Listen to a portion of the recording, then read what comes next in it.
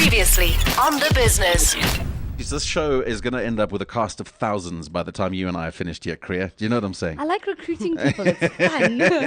I should be an HR professional. You should, actually. Mel Atree, welcome back. Hello. How are you? I'm good. Excellent. Welcome back to our brand new studios. Nice and spacey and roomy, huh? Very nice. I know. Okay. So, we're talking social media. I'm going to leave this to Kriya because this was Kriya's idea to talk about this. And it's something which I had never really considered up until when we started to prep for this whole show.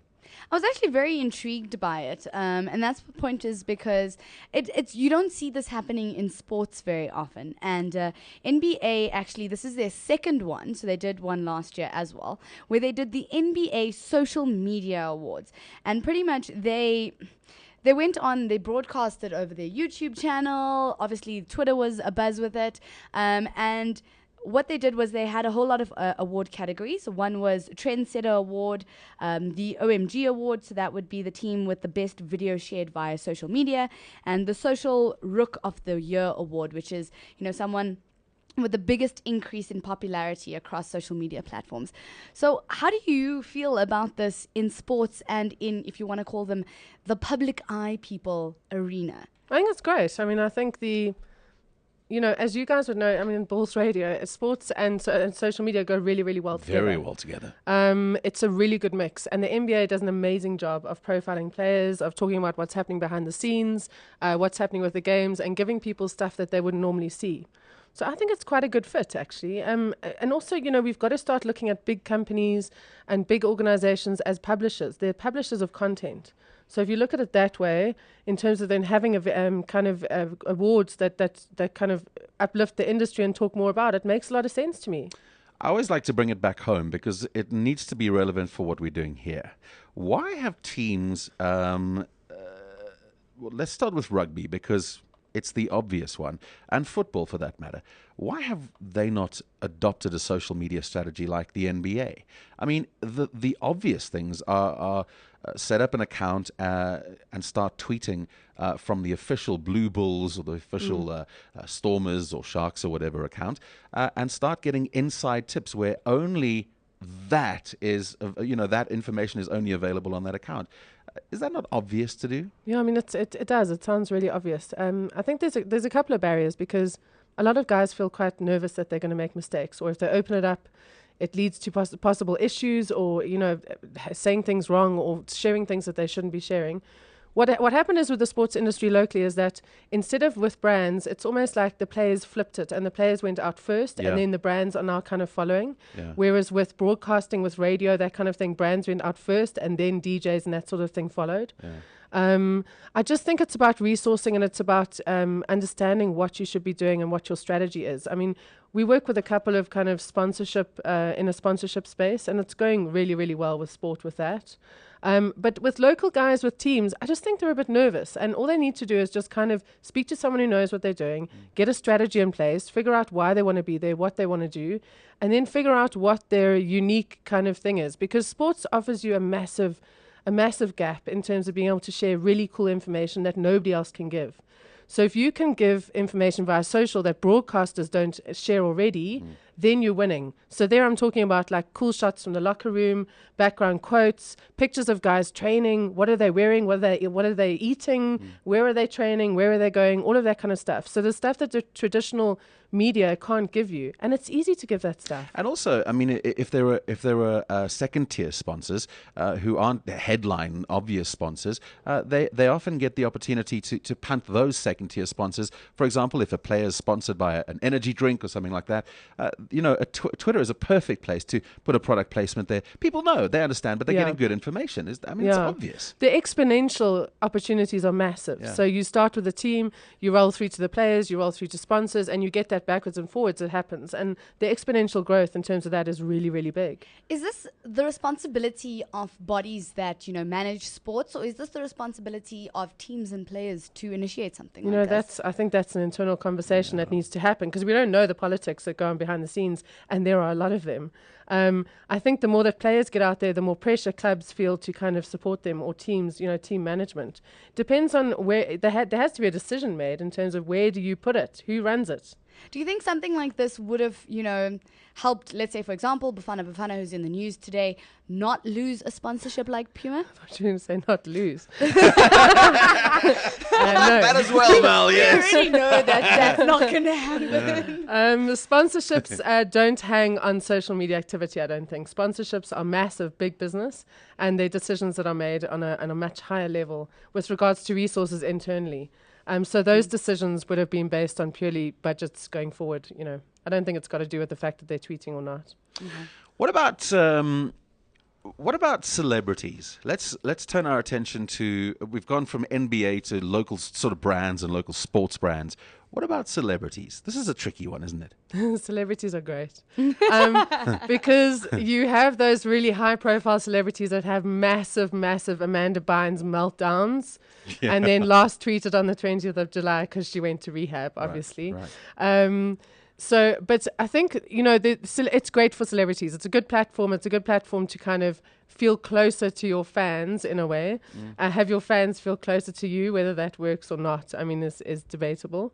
But in terms of profile building, I don't think you can beat it because people get a real kind of insight into who you really are, not who you pretend to be on the TV or whatever it is.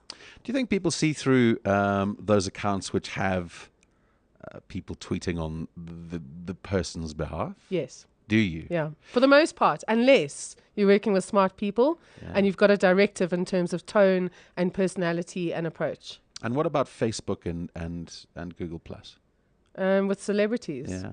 Less so. I think Google Plus perhaps, but Twitter's still got the speed and the agility that the other platforms don't have. And Twitter's still the first kind of go-to if you want to get what's happening right now. Do you want to see how angry Kanye West is with the rest of the world right now? That's really cool stuff. And he's angry a lot, which is awesome. Or do you want to see how crazy, what is Zoe Deschanel asking Siri this week? That's hilarious kind of stuff, Yeah. But it's all about, it's the speed of content. And Facebook, I think still, or Google Plus has got a length to it and a depth to it in terms of photos and more kind of homepage look and feel. Yeah. So it feels more thought out, whereas Twitter's just like spewing, Do you think that when it comes to, if you want to still call them celebrities in the South African market, I see you smiling already. We don't have celebrities here.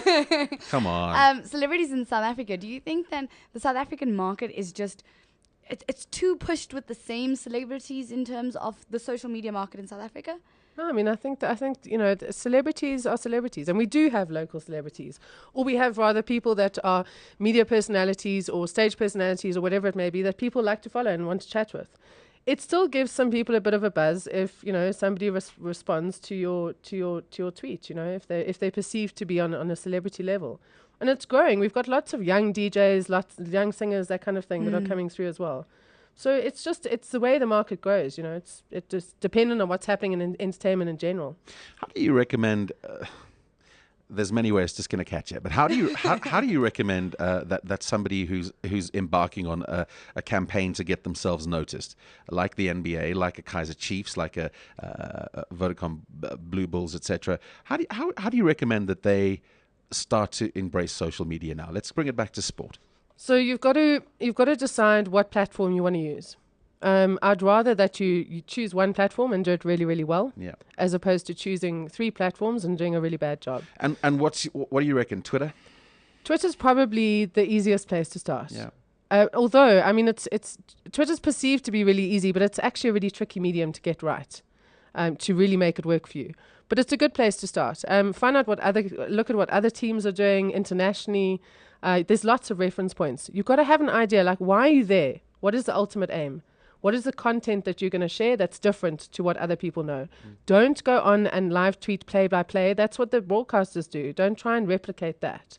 Show me locker rooms, show me people training, show me crazy photos of team guys out on the town or whatever it is. Understand what you're there and what content you're going to give and what differentiates you. And then start finding and following the right people to follow and having conversations and start acting like human beings as opposed to brands.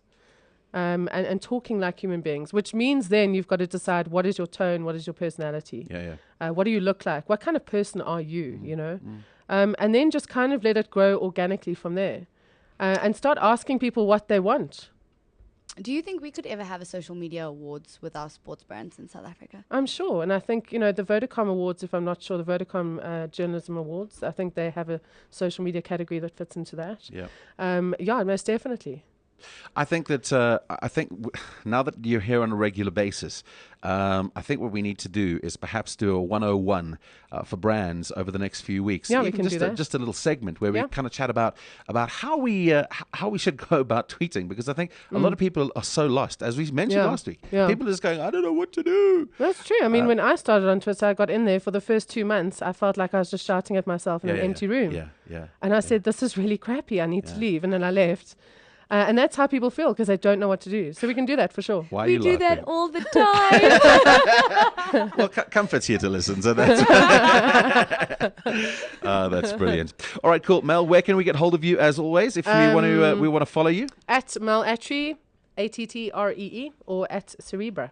Okay, fantastic. Those are the two Twitter addresses which you can find Mel at and fire your questions away. Thank you for coming in. I know it was short today. Unfortunately, we've been swamped by the US and them signing some important piece of paper. Thank goodness. Thank goodness. Apparently, I've learnt this.